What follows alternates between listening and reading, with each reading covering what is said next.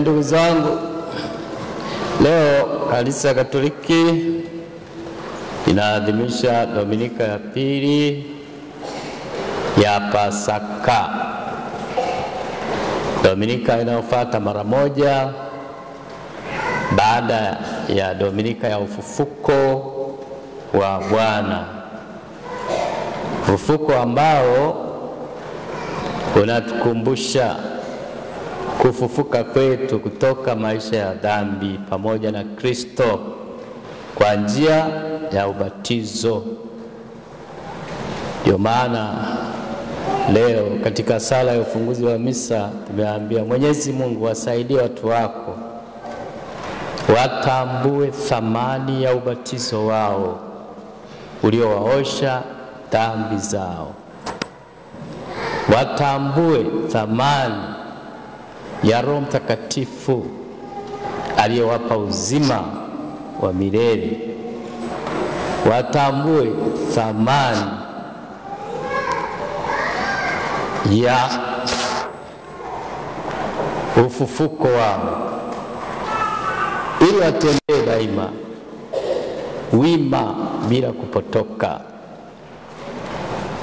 Lakini wasisahau kwamba damu ya Yesu yenye thamani ndiyo iliyowakomboa kutoka mwenendo wao wa zamani kuingia katika maisha mapya. Mambo makubwa sana Mungu mwenyewe kwa huruma yake amewakirimia watu wako. Mungu uwasaidie watambue thamani yake kwa undani. Ndio sala ilikuwa nasema hivi, kwa undani kabisa. Tambue thamani ya damu ya Yesu iliyowakomboa. Tambue thamani ya kupewa Roho Mtakatifu anayewapa uzima. Tambue thamani ya ubatizo uliowasafisha dhambi zao.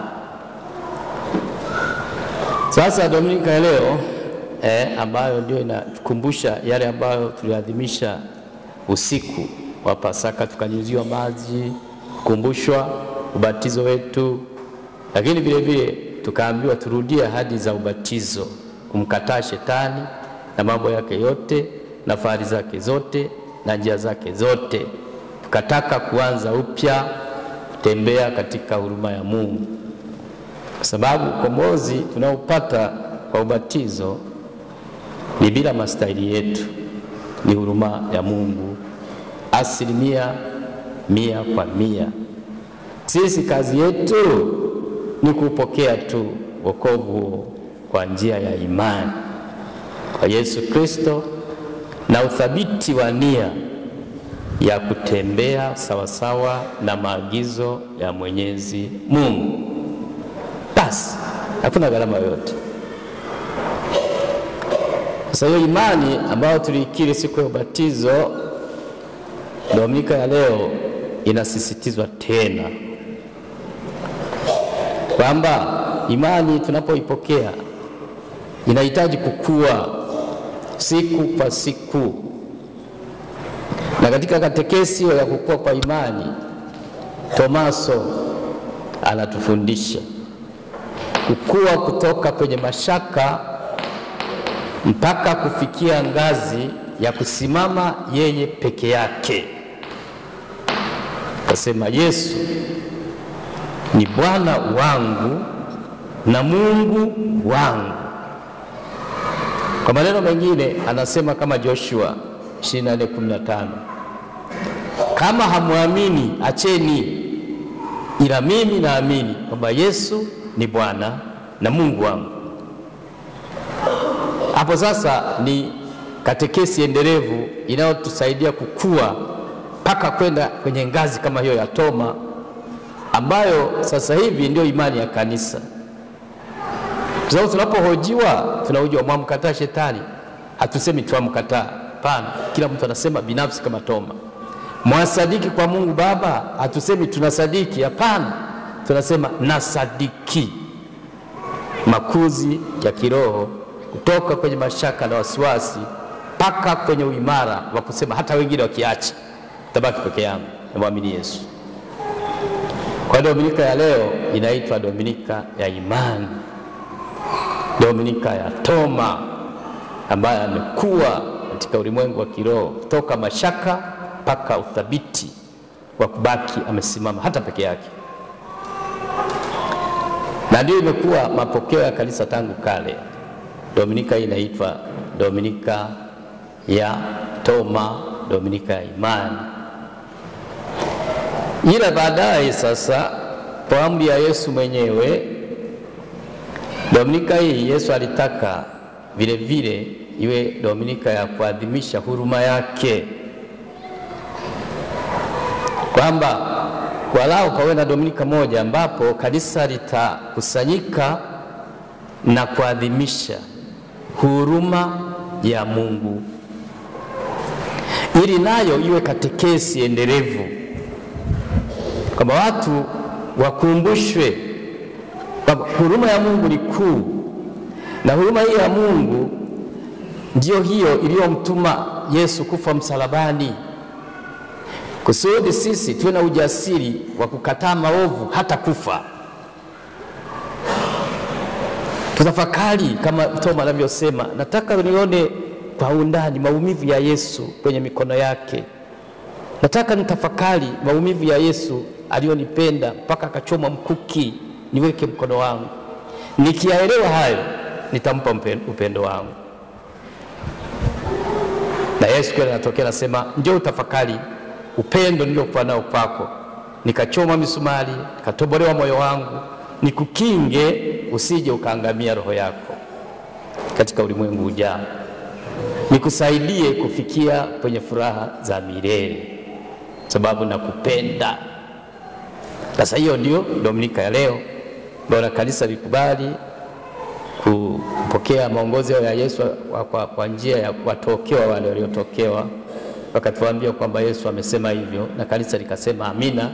Basi tutafanya hiyo Dominika ya pili ya Pasaka, tukumbushane juu ya huruma ya Mungu inahusu nini na ni nini hiyo huruma ya Mungu.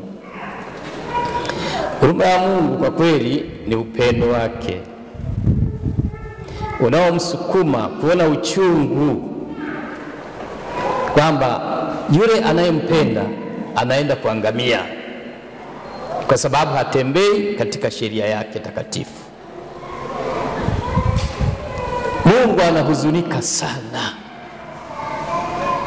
anahuzunika sana akiona wale aliowaumba ili wakae na yeye katika ushirika milele wanatembea nje ya mstari huo, wanaenda kutumbukia motoni. Anaumia sana. Nakumbuka wale watoto wa Fatima walipotokewa na Bikira Maria. Mama Maria aliwaambia kwamba mama yetu, mimi mama yenu ninahuzunika sana ninapoona watu wanatenda maovu. Ninajua adhabu inayowakabili ni kubwa mno. Ndio akawafungulia, ardhi ikapasuka, wakaona moto wa milele ulivyo mbaya na roho zinavyoteseka kule jehanamu. Watoto wale walisikitika na kuogopa mno, wakasema, mama, tuombee tukinge kwa huruma ya Mungu kuingia kwenye moto huo. Ardhi ilipasuka, kaonyeshwa. Ndio maana yule mtungaji wa wimbo akatunga sawasawa na mafundisho hayo waliopata wale watokewa. Mama yetu anasikitika sana, sijui mama yetu anaona. Anasemaje ule wimbo?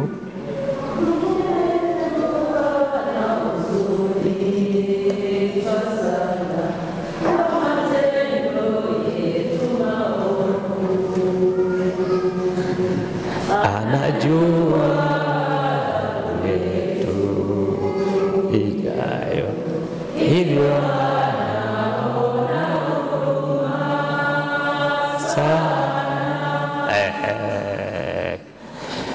huruma ya Mungu, huruma ya mama Bikira Maria inatokana na kuona kinachotusubiri.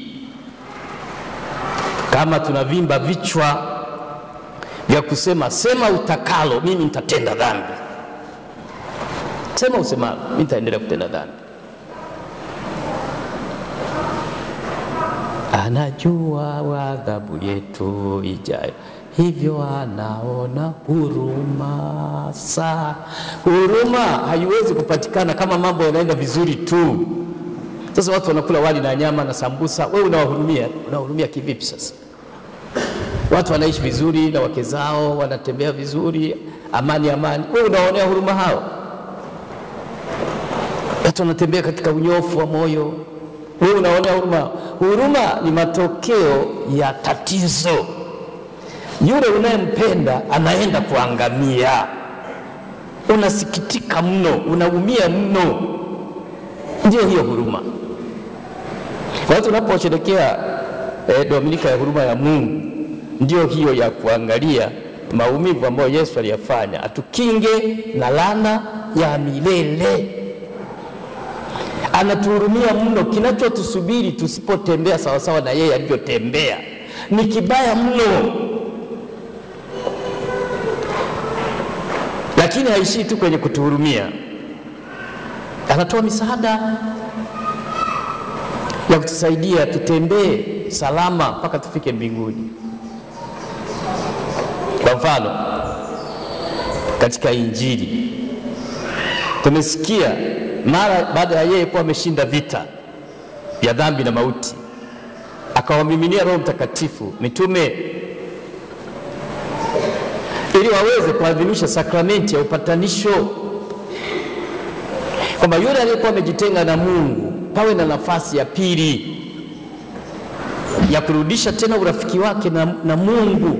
Mapendo yalikuwa yamejeruhiwa yarudishwe tena upya, asonge mbele. Mungu anasikitika sana watu kwenda motoni. Ule moto ni mbaya mno, hakuna kipimo chake. Anatoa msaada huyu kitokea bahati mbaya mtu akajikwaa akaanguka, basi asipotee, amrudie Muumba wake kwa toba. Pokeeni Roho Mtakatifu. Mkiwaondolea wameondolewa, ila msipowaondolea hawakuondolewa. Na sentensi hiyo haina maana ya kwamba mitume sasa wao wanaangalia sura, huyu anapendeza usoni na kuondolea dhambi zako, nenda na amani. Na huyu uso umekunjamana kama makomamanga, huyo hapana. Huyo nenda wewe, sije kuondolea. Hapana.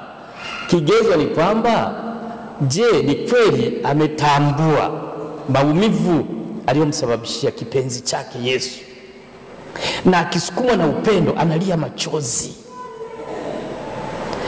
Mpenzi wangu Yesu wa moyo wangu, imekuwaje nikakusaliti? Machozi ya uchungu na huzuni kwa kumuumiza yule anayekupenda na unampenda. Unalia, unasema Yesu nisamehe, sirudi tena. Mtu anaposukumwa na upendo na heshima alionao kwa Yesu, anapiga magoti mbele ya padri ili kile ambacho mitume walimrithisha padri cha kuweza kuiondoa dhambi iweze kuondoka, arudishwe tena katika ushirika na Mungu. Ni furaha kubwa sana mbinguni. Ni furaha kubwa sana mbinguni. Hata na yeye anamwambia kama Yesu alivyowaambia mitume, nenda na amani, Mungu amekuondolea dhambi zako. Sakramenti hiyo iliyowekwa na Yesu baada ya ufufuko wake, lengo lake sio tuwe tunaungama tu, hapana. Lengo lake ni kwamba maisha yetu daima tutembee sawa sawa na alivyoishi Yesu. Ila bahati mbaya ikitokea, basi tutubu kweli kweli, tutubu kweli kweli, tumrudie Muumba wetu. Kwa hiyo ndio sharti la pekee. Padri anaangalia, je, kuna toba hapa? Je, kuna makusudi ya dhati ya kutaka kurudi sasa na kuacha maovu hayo? Kwa mfano wewe unajiunganisha na urafiki mbaya, kuna mpenzi wako yuko Dodoma, umeenda kikazi, utakaa miezi mitatu, ukaja kuungama, lakini hutaki kuachana naye. Hapo umeshindwa masharti ya kuondolewa dhambi, kwa sababu ule urafiki mbaya kwa wenyewe tu ni dhambi. Ndio maana tunasema Yesu nisaidie kuvua urafiki mbaya, hata ikibidi kutoa sadaka kubwa. Nataka niachane na chochote kinachopingana na upendo nilionao kwako. Sikili kwamba anaweza kuwa Dodoma, wewe unakuwa komunika tu hapa naungama, ila akija ukazidi naye ndio naacha, msubiri kwanza kuungama. Hapana, ni uamuzi wa kuacha hata yale maelekeo ya huko, kuyakataa, hata zile nafasi kuzikataa. ndio kigezo cha kupokea huruma ya Mungu kwa kitubio. Ndio maana wale wanaokaa waziwazi katika dhambi hawataki kutubu, hawezi kuungama, kwa sababu kigezo na masharti wameshindwa. Wao wanampenda dhambi kuliko Mungu, na wamechagua kukaa na dhambi kuliko kukaa na Mungu. Wataungamaje sasa? Kipenzi chao ni Mungu. Mungu hana thamani isipokuwa dhambi, ndio mshirika wao. Wakaungame lipi? Hawezi kuungama. Ndio maana wao waungame mpaka waamue kutoka huko. Na bahati mbaya hata kutoka kwenyewe, wengine nafikiri kwamba unaweza kutoka tu kwa kuamua kutoka. Hapana, mpaka utafakari maumivu ya Yesu yalivyotokea makali sana, ili wewe usitende dhambi. Moyo uliovunjika na kutobolewa, na wewe uwe moyo wako uvunjike na kutobolewa na uchungu wa kumkosea kipenzi chako. Kosa heshima kwa mkubwa kama huyu, ufike mahali ukiri, Mungu wangu na Bwana wangu, sikutenda sawa sawa. Kamuulize Adamu na Eva kama kielelezo cha toba ya kweli inayoleta huruma ya Mungu. Baada ya kudanganywa na yule joka, Adamu na Eva walipogundua kwamba wamedanganywa, uchungu waliokuwa nao hauelezeki, aibu waliokuwa nayo haielezeki, ila kwa lugha ya picha unaweza kusema kwamba walijiona wako uchi wa mnyama mbele ya Muumba wao. Ndio maana maandiko yanasema wakakimbia kujaribu kuficha aibu ya uchi wao, wakajishonea majani ya nguo. Ni taabu kubwa sana wanapotambua kwamba huyu mwenye enzi na adhama, ninawezaje kukataa kumtii? Hiyo ndio ilivuta sasa huruma ya Mungu. Mungu akashuka akaanza kuwatafuta kwa majina yao. Adamu, uko wapi? Rafiki yangu Adamu, nimeogopa baba, nimekosea, nimekula yale matunda uliyonikataza, nimekosa utii. Maumivu yale, hata ile tu ya kusema kwamba baba nisamehe, sauti hiyo, ujasiri ukakosekana. Wakawa wanasema tumekula matunda, tumekosa. Lakini Mungu anayesikia kilicho moyoni aliwasamehe. Lazima katika ile sura ya 3 aya 20 mpaka 21 inasema kwamba Mungu kwa huruma yake akawaondolea yale mavazi ya miti, akawavisha vazi la ngozi, kuficha aibu iliyokuwa imewakabili. Na ile vazi la ngozi linalosema katika kitabu cha Mwanzo hicho 20 mpaka 21, 3:20 mpaka 21, lilikuwa ni dokezo la huruma ya Mungu, ambayo mwana kondoo wa kweli Yesu Kristo atachinjwa, na ngozi hiyo ni neema ya utakaso tuliyopokea siku ya ubatizo, itukinge na aibu ya dhambi zetu. Ndio huruma ya Mungu. Lakini inapatikanaje? Kwa kukiri kabisa, nilichofanya si sawa. Na huko kukiri kunatakiwa kutoke mara moja unapotambua kwamba umemkosea Mungu. Sio kwamba ukae miaka afu nilimkosea Mungu miaka ile na nimeendelea kumkosea miaka 10. Hapana, hiyo ni upuzi tu. Yaani kama wewe mtu amekukanyaga mguu wako na kiatu cha misumari, hafu nalalamika, unaniumiza ndugu yangu. Kaza nitaondoa tu baadaye, hakuna tatizo, nitaondoa tu baadaye. Ndugu yangu unaniumiza. Sasa wewe tulia. Usitaki kuleta kuvuruga amani hapa. Tulia. Tukae kwa amani. Unaniumiza lakini nyamaza. Kipiga makelele utavunja amani hapa. Nitaondoa tu mguu wangu baadaye. Hafu labda baada ya miaka 10 ndio unatoa mguu wako hapa. Sasa nimetubu. Hiyo ni toba, ni mchezo wa kuigiza. Mwenye kutubu ni mara moja anapogundua kwamba kakuumiza, anasema nisamehe ndugu yangu, sikuona, nimekukanyaga kwa bahati mbaya, nisamehe mwenzangu. Huyo ndio mwenye kutubu. Sio nganganie na kwamba nitatoa mguu wangu nitakapotaka. Hiyo toba haipo. Kayachunguze maandiko yote kama iko ya namna hiyo. Huruma ya Mungu inatokea unapokiri mara moja baada ya kumkosea Mungu. Kamuuliza yule mwana mpotevu, ilikuwaje? Naye hivyo hivyo kama Adam na Eva akataka uhuru wa kufanya anavyotaka. Pasiwe na Mungu au na baba wa kumwambia leo tunaenda shambani, kesho tunaenda wapi sijui. Niamue mimi mwenyewe, naenda huku siendi huku, sawa. Nipe mali yangu niende nikae huru. Toki kwenye amri zako. Akadanganyika, wala hakudanganywa na yote, akadanganyika. Na sisi tunaweza kudanganyika. Lakini alipogundua kwamba amedanganyika, mara moja alipozingatia akilini mwake na moyoni mwake kwamba amedanganyika, akasema nitaondoka now. Tuwezi kuendelea hivi. Kamwambia, Baba, nimekosa mbele yako na mbele ya Mungu. Nipokee tena kama mwana, hata kama mtumishi wako, sawa tu. Hayo yameandikwa kusudi iwe mifano ya vigezo vya kupokea huruma ya Mungu. Ile kijana akapokea muujiza wa ajabu sana, kusamehewa kabisa na kupatanishwa na baba yake, kwa sababu ya ukweli watoka ndani, nimekosa. Unaona? Kama hiyo haitoshi, basi kamuulize Daudi alipolala na mke wa Uria, sijui amejisahauje, amevunja sheria ya Mungu, anaendelea kula waini. Paka nabii Nathani alipomwendea akampa ule mfano, bwana, kulikuwa na watu wawili, mwingine na ng'ombe wengi, lakini mwingine na kondoo kamoja tu. Lakini yule mwenye ng'ombe wengi na mifugo mingi alipopata mgeni, badala ya kuchukua kwenye zizi lake, akaenda kumnyang'anya yule maskini. Alipomnyang'anya akamuua. Sasa wewe Daudi kama mfalme unasemaje? Daudi akasaga meno, akasema mtu huyo astahili auawe, na kabla ya kufa amrudishie aliyemdhulumu mara 4 yule kondoo wake. Nathani akamwambia, mtu huyo ni wewe. Daudi akashangaa, unaona hivyo kwa umepitiwa kivipi? Wewe ulikuwa na wake wangapi? Ulipohitaji mwanamke, kwani upele kwa mke wako?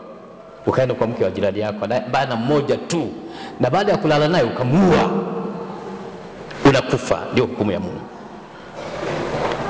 Mara moja baada ya kutambua kosa lake, alimiminika machozi na kilio na kujifika magunia na mchanga na majivu kujimwagia. Mungu, naiona dhambi yangu wazi wazi, haifichiki. Nimekukosea wewe peke yako, unihurumie Mungu. Ingekuwa kuna kulipa hela ya gharama yoyote ile, ningekulipa Mungu, nisamehe. Lakini najua kitu kimoja kinachokuridhisha moyo wako, na kutolea moyo wangu uliopondeka na kuvunjika, Mungu kutaudharau. Ndio sadaka yangu. Ndio tunaimbaga kienyeji, sadaka yangu kwako Mungu ni moyo mnyofu na uliopondeka. Hamna chochote, ni kama makasuku tu. Rudia mambo ya watu wanaotubu, na wewe unarudia maneno, unafikiri utapokea huruma ya Mungu.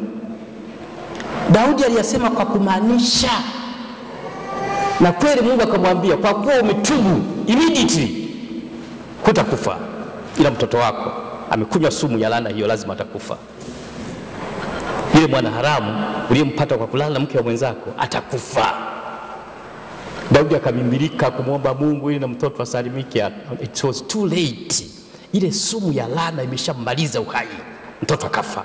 Na Daudi akanawa na kunawa, akaoga. Wakashangaa, wakamuuliza, mbona sasa mtoto alipokuwa na umwa wewe ulikuwa unakesha na kufunga, sasa amekufa unakula? Akasema, mtoto wangu alipoenda mimi nitaenda, ila yeye hawezi kurudi kwangu.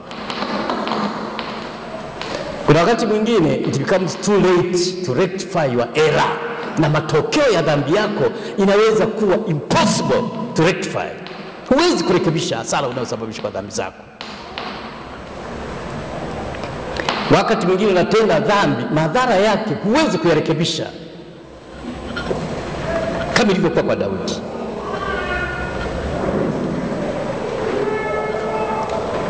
Sasa Mungu kwa huruma yake anataka kuwakinga na hao ambao tunawaathiri kwa madhambi yetu. Umesikia ile somo la kwanza? Somo la kwanza linahusu udanganyifu wa Ananias na Safira na hatua zilizochukuliwa mpaka watu wakaogopa sana, kwamba huyu Roho Mtakatifu aliyemimina kwa mitume alitaka kulilinda kanisa lifate sawasawa sheria ya Mungu, na mtu yeyote yule asije kalichafua katika uchanga huu kwa kusimama kinyume na sheria ya Mungu. Akatokea Anania na Safira mke wake, wakauza shamba lao, wakapeleka kwa mitume, sehemu nyingine wakaficha udanganyifu. Lakini Petro akiongozwa na Roho Mtakatifu akatambua kwamba imeingia sasa roho mbaya katika kanisa ya udanganyifu, ya uongo. Mkabili huyu ili wengine waogope. Akamwambia Anania, ulichopata kwa shamba lako ndio hichi, nikabidhi chote. Ndiyo baba. Hujamdanganya mtu, umemdanganya Roho Mtakatifu aliye ndani yangu. Aliposikia tu hivyo akaanguka chini akafa. Akaita vijana wakazoa mzoga ule kwenda kutupa huko. Petro hakusikitika hata kidogo kwa tendo hilo la kusimamia utakatifu wa kanisa, hata kwa gharama moja kufa, mpaka kanisa liogope kutenda dhambi. Hakusikitika. Maana baadaye, baada ya masaa matatu, alikuja mke wake akamuuliza, mama, niambie ukweli, mmepata hiki kitu kwenye shamba lenu? Ndio baba. Mmepanga njama na mume wako kumdanganya Roho Mtakatifu. Wale vijana waliokwenda kumzika mume wako kwa sababu ya uongo wanarudi sasa hivi wakuchukue na wewe wakupeleke huko. Aliposikia kaanguka chini akafa. Vijana wakaja kumchukua tupa huko mzoga huo. Kusimamia matakatifu ya Mungu ni kuwa mjumbe wa huruma ya Mungu. Madhara tunayowafanyia watu kwa dhambi zetu wakati mwingine hayarekebishiki. Hayarekebishiki. Hata sisi wenyewe tunaotenda hayo maovu, tutakapotubu itatugharimu moto wa tohara wa siku nyingi mno, kwa sababu ya hasara tuliyosababisha kwa dhambi zetu, na kwa kinga watu wasipokee huruma ya Mungu. Na kuonyesha mfano mbaya, kawauliza wale watoto wa Fatima mama kila alipowatokea, aliwaambia, nasikitika kwa sababu ya dhambi. Huruma ya Mungu inapotoshwa kwa sababu watu wanaishi katika dhambi tu, lakini wanapokufa angalieni wanavyokwenda. Ardhi zikapasuka, wakaiona jehanamu. Moto kama wa makaa ya mawe unatokota na roho zinatokota huko. Watoto wale walitishika mno. Wakaanza kuuliza habari za rafiki zao. Mama, Maria yuko mbinguni au yuko motoni? Sasa Maria, mama yule rafiki yenu yuko mbinguni. Wakafurahi kweli. Kalikuwa rafiki yao mwingine anaitwa Amelia. Wakamuuliza, na Amelia je, yuko mbinguni au motoni? Wasema hapana, hayuko mbinguni wala hayuko motoni, yuko toharani. Ila moto wa tohara ni ule ule wa jehanamu. Tofauti ni kwamba toharani baadaye itaisha, wote walio toharani wataenda mbinguni. Wakamuuliza, sasa huyo rafiki yetu Amelia atatoka lini toharani? Akasema atatoka mwisho wa dunia, tohara itakapokuwa imeisha, na ndio atatoka. Maana baada ya kiyama hakuna toharani tena. Patakuwa na mambo mawili tu, motoni au mbinguni. Watoto walilia kwa uchungu mpaka mwisho wa dunia, na hatujui unaisha lini. Rafiki yetu yuko kule. Yaani maana amefanya jambo ambalo madhara yake yanaendelea tu hata yeye baada ya kufa. Utamalizaje sasa adhabu yako? Umefanya dhambi ambayo madhara yake hata baada ya kufa wewe. Mfano wako wa ukaidi wa kukaa katika dhambi hadharani unaigwa na wengi. Wewe uende mbinguni mpaka mwisho wa dunia utakuwa huko.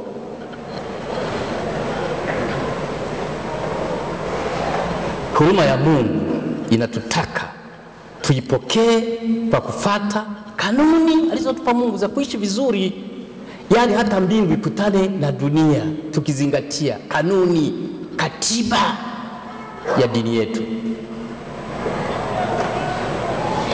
Kwani katiba hiyo ya Mungu kusema kwamba wewe mtu wa Mungu siibe, ina ubaya gani? kwamba ingekuwa Mungu aruhusu kwamba mwe mnaiba tu mnavyotaka, kila mtu urefu wa kamba yake, yani wewe utoke hapa ukute vitu vyako vyote vimeibiwa, unasema safi kabisa, Mungu anatupenda, ameturuhusu kuiba vitu vya watu kama tunavyoweza. Hii sawa, hii ndio sawa sawa. Lakini kusema usiibe, hakuna upendo hapa. Au wewe utoke kanisani ukute mke wako amelala na mwanaume mwingine, ukakute live, usema sasa ni huruma ya Mungu bwana, sasa nenda tuna amani ndugu yangu, sijui utaacha, nitarudi na kesho. Huruma ya Mungu. Mungu aliyesema usizini alitaka kutuprotect, kutukinga na maumivu ya roho kwa kukosewa heshima na jirani yetu. Hiyo ndio amani ya kweli, utulivu wa roho, kujisikia kwamba umetendewa ndivyo ilivyo, sio ndivyo sivyo. Amani maana yake sio tu kukosekana mapanga na manyundo, mnapigana na mateke na ngumi. Ndio ikitokea hiyo ndio kukosekana amani. Hapana, mwanzo wa hayo ni kukosa utulivu wa ndani. Mtu anajiona ametendewa ndivyo sivyo, anakosa utulivu, anahangaika, ataipataje haki yake? Labda nichukue jiwe sasa nikutwange ili unipe haki yangu.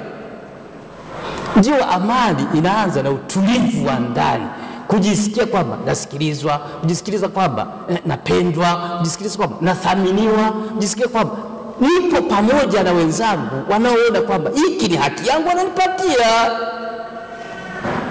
Usifikiri kwamba amani maana yake hatupigani ngumi. Hapo kuna amani. Hiyo amani aliyosema Yesu, amani iwe kwenu, ni utulivu wa ndani wa kuridhika kwamba kuna mmoja ananipenda, kuna mmoja ananijali, kuna mmoja ananithamini. Ukawa na utulivu.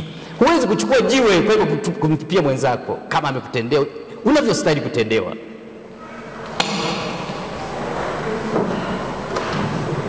Hiyo ndio huruma ya Mungu inayotulinda. Mungu ametupa kanuni hizo kusudi kwa sababu ya huruma. Bila kanuni hizo tutaumana na kumalizana. Huruma ndio hiyo, a protection. Sheria ya Mungu ni kama ngome unazungushiwa ili wanyama wakali wasikufikie, wala wewe usitoke huko kwenda kwa wanyama wakali. Usiue, usizini, usiseme uongo, usitamani. Yote hayo inakuwa kama wote tukazingatia hayo. Mbona mbingu inakutana na dunia? Kwa hiyo tuendelee kutafakari kama Toma maumivu ya Yesu kwa ajili ya kutupa mfano wa ujasiri wa kukataa dhambi kwa gharama yoyote ile. Tutie vidole vyetu kwenye matombo yake na kwenye moyo wake kwa imani, tukatambue jinsi gharama ya kiasi gani aliyoitoa ili sisi tuishi salama tangu hapa duniani na mpaka milele mbinguni. Tukatambue. Na kanisa linafundisha kwamba yeyote yule atakayesikitika kwa kusukumwa na upendo alionao kwa Mungu, haya yanaitwa majuto kamili, na anavuta huruma ya Mungu mara moja, na anakamilishwa na nia thabiti ya kwenda kuungama. Mtu yeyote anayeogopa kwenda motoni lakini hasukumi na upendo wa Yesu aliyetobolewa misumari na mikuki, anaogopa tu yeye mwenyewe kwenda motoni, hayo majuto yanaitwa majuto yasiyo kamili. Ila nayo ni neema na huruma ya Mungu kwamba unaweza kuogopa kutupwa kwenye moto wa milele. Ni neema ya Mungu anakupatia. Sasa ukamilifu wake ni mpaka utakapoweza kufika kwenye sakramenti ya kitubio na kuungama. Hayo majuto yasiyo kamili yanakamilishwa na sakramenti ya kitubio. Mungu anakusamehe, unabaki kulipia hayo madeni uliyofanya. Labda ili hamlifahamu, nimalizie na hilo. Nimesema hivi, kuna watu wanaotenda dhambi, madhara yake hayawezi kurekebishika, ila walau upunguze. Kwa mfano, ukitoa mimba au kiua mtu yeyote yule innocent, gharama ya damu ile, gharama ya uhai huo huwezi kulipa milele, huwezi kulipa. Ila kanisa linakuambia upunguze. Kwa kufanyaje? Kujibidisha kufanya matendo ya huruma yanayopelekea kuokoa uhai. Tena unafanya kwa kunuia. Ukiona mgonjwa katika jumuiya, nasema Mungu wangu, nilimwaga damu isiyo na hatia, uhai ukamwagika. Na huyu mtu sasa mgonjwa, uhai wake uko hatarini kumwagika, na simama kinyume cha tendo hilo, na kwenda kuokoa uhai wa mtu kwa kujitolea hiki nilicho nacho kidogo hiki. Mungu kwa upendo wako, niambie moyo wa kuokoa badala ya kuangamiza uhai. Iberi huwezi kurudisha ule uhai, lakini umepunguza kwa kiasi kikubwa sana adhabu iliyotokana na tendo hilo la kumkatisha mtu uhai wake. Nasikia jamani, vijana kuna kujitolea damu, unakimbia kwenda kwa lengo hilo hilo. Mungu, nilimwaga damu sio na hatia, na simama kinyume cha uharibifu wa uhai wa mwanadamu yeyote yule. Damu yangu itakapotumika kuokoa uhai, Mungu kaniumbie moyo safi, ukaniondolee roho ya uangamizaji wa roho wa uhai, uniumbie roho ya kuokoa uhai. Mwanzo tendo hilo tu linakubariki kwamba unaumbwa upya kabisa, kiasi kwamba ule mnyororo wa maelekeo ya ovyo ovyo hivyo ya kuona uhai si chochote si lolote unakatwa. Unakuja mtiririko mwingine wa kupenda kuokoa uhai, unajengwa ndani ya mwili wako, kiasi kwamba ukizaa sasa mtoto, baada ya hapo mtoto wako ana roho nyingine kabisa ya kupenda kwa namna yoyote ile kutetea na kuokoa uhai.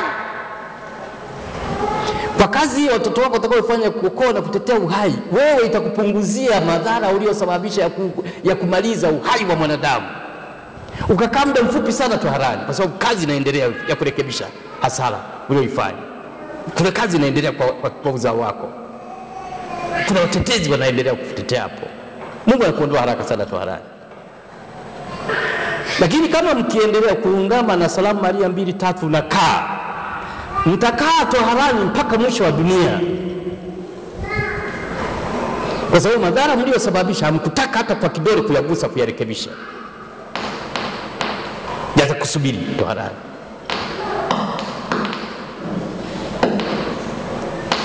Kwa hiyo tufuate mfano wa Petro.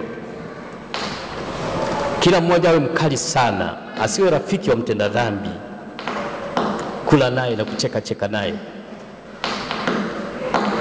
Asifikiri kwamba anamtendea kwa huruma, anamtendea kwa ukatili kabisa, kwa sababu anaenda kuangamia milele kwa kukataa kutubu na kuonekana kwamba kutubu au kutotubu kwake ni sawa tu.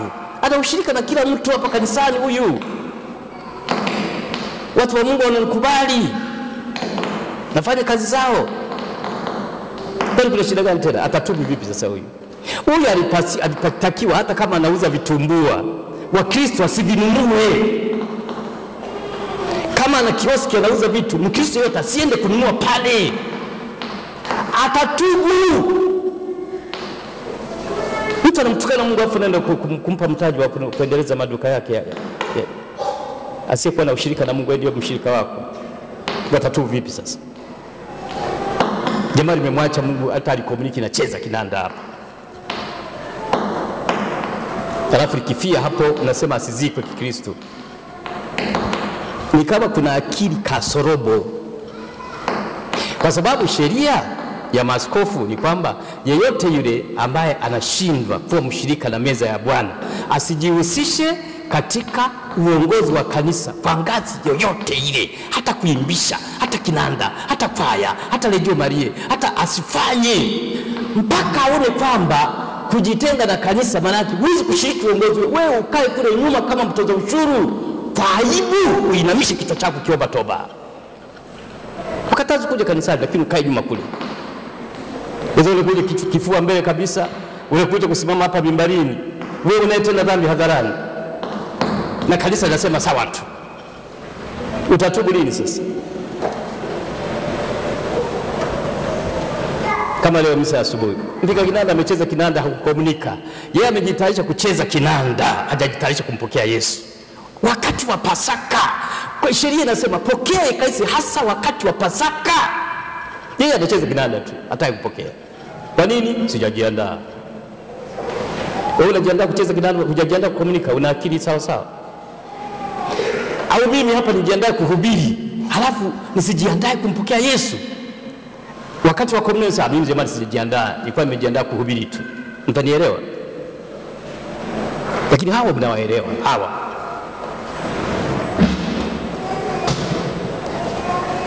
Kama mnaendelea hivyo, ninawashauri wakifa katika hali ya dhambi, msikatae kuwazika.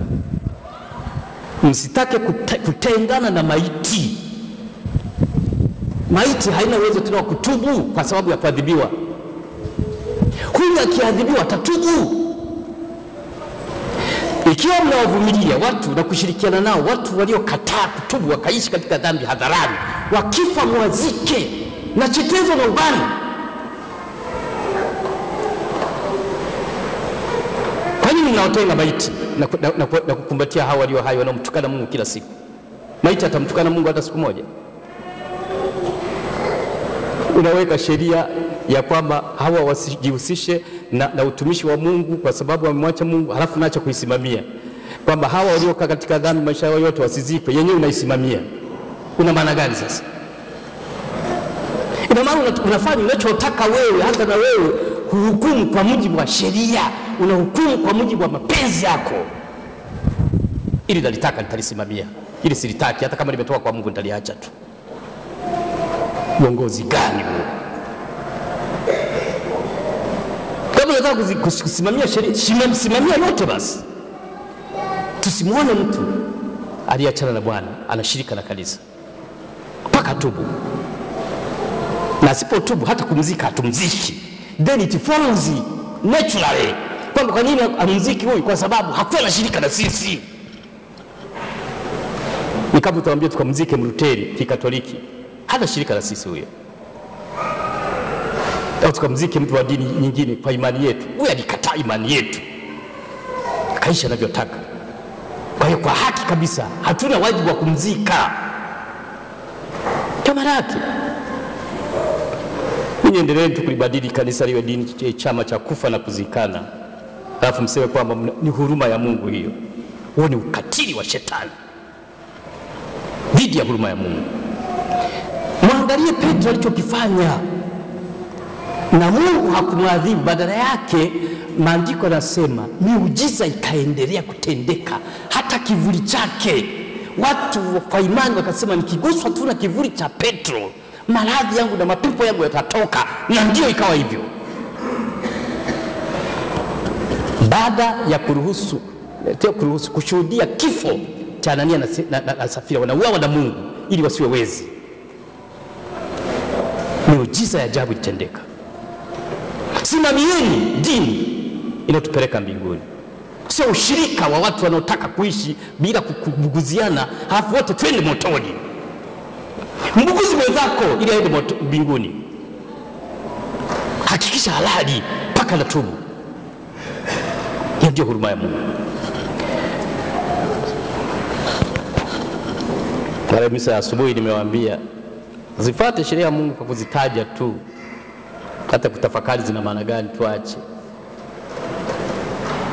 Kwa unasema usizini, unaenda kuzini; usiibe, unaenda kuiba; useme uongo, unaenda kusema uongo.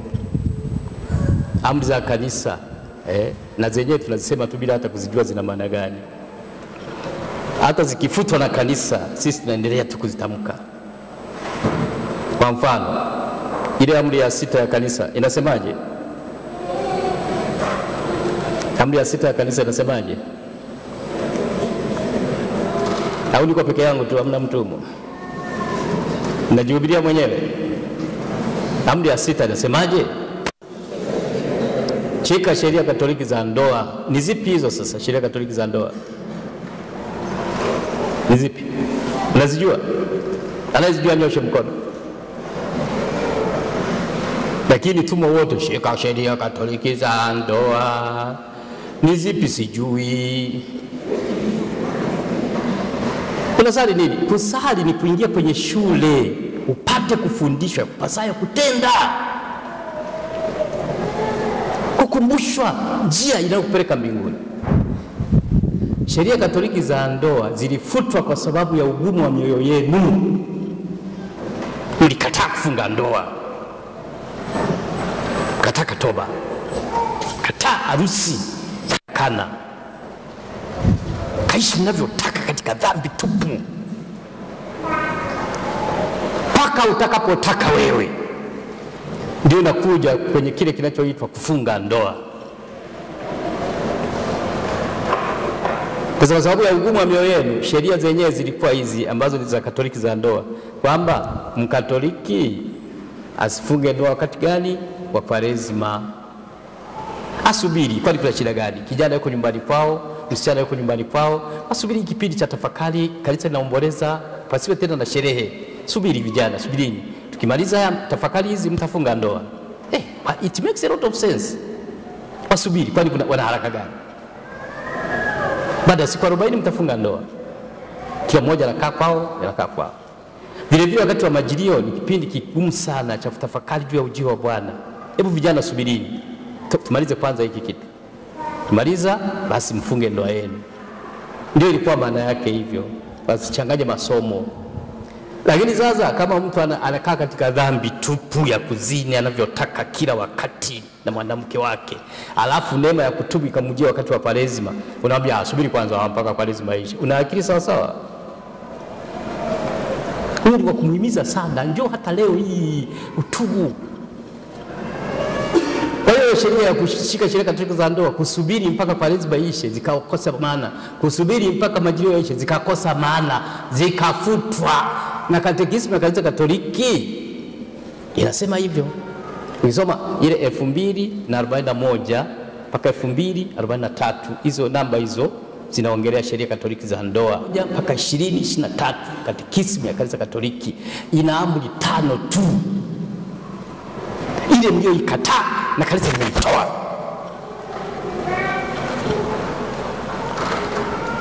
Unaweza kuendelea kukatana zingine, kanisa tafuta tu. Alimradi sio sheria za Mungu. Sheria za Mungu hazifutwi, lakini sheria za kanisa zinazowasaidia nyinyi kutembea vizuri zaidi katika maadili matakatifu, mkizikataa kanisa linaziondoa. Sheria ya Mungu haiwezi kuondolewa na kanisa. Lakini kwa mfano ya kuhimiza kwamba tutafakari kwa pamoja kwanza mateso ya Bwana hiki kipindi cha nani, ili wote tufaidi, hiyo ni ya kanisa. Lakini usiibe ni ya Mungu, usizini ni ya Mungu, haiwezi kubadilishwa. Lakini kwamba kipindi hiki tutafakari ili kwanza tukimaliza twende na hili, ni ya kanisa, inaweza kubadilishwa. Sasa endeleeni sasa kupuuzia tu mpaka kanisa itanyosha mikono kwamba hatuwezi kuwafundisha kila mtu afanye anavyoona.